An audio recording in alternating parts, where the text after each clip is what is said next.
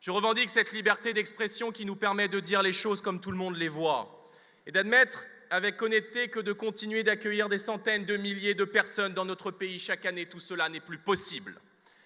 Arrêter la submersion migratoire, rétablir des frontières nationales qui protègent, couper le robinet des aides sociales à la terre entière, cela s'appelle du bon sens. Et si les Français le veulent, alors nous le ferons.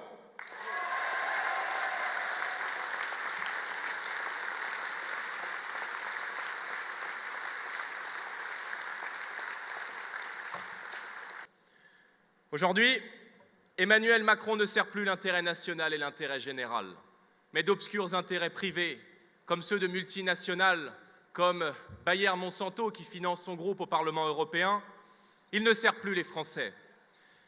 Alors mes amis, ce dimanche 26 mai, les Français peuvent fermer la parenthèse de 2 ans d'échecs, de mépris et d'insultes.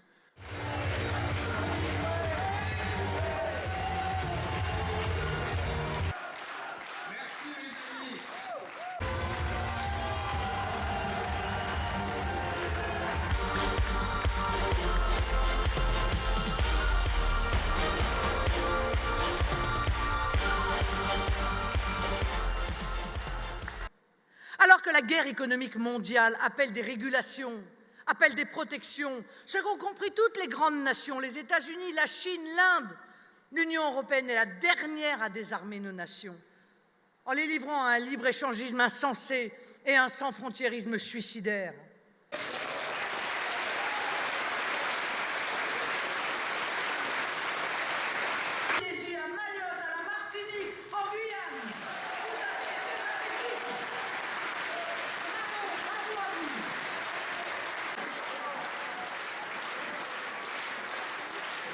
Il a clairement fait de cette élection un référendum pour ou contre son action et presque pour ou contre sa personne. Une fois encore, il nous propose de venir le chercher. Ben moi, je vous suggère de le prendre au mot. Le 26 mai, il faut aller le chercher dans les urnes, Emmanuel Macron.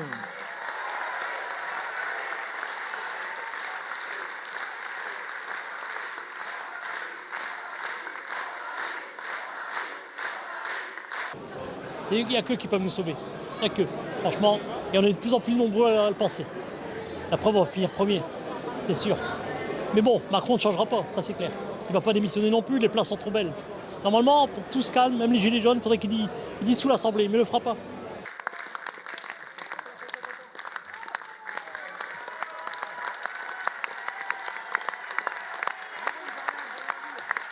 Pour nous, l'esprit de l'Europe, ce n'est pas une agglomération de technocrates et de bureaucrates, c'est vraiment l'esprit des nations. C'est que chaque nation peut travailler sur un socle commun, mais en défendant aussi ses intérêts. Parce qu'on nous parle de défendre les frontières de l'Europe, on nous parle de défendre l'industrie européenne, mais à aucun moment on nous parle de défendre les frontières de la France, à aucun moment on nous parle de défendre nos entreprises. Et nous, on est un ensemble de nations qui justement veut se défendre.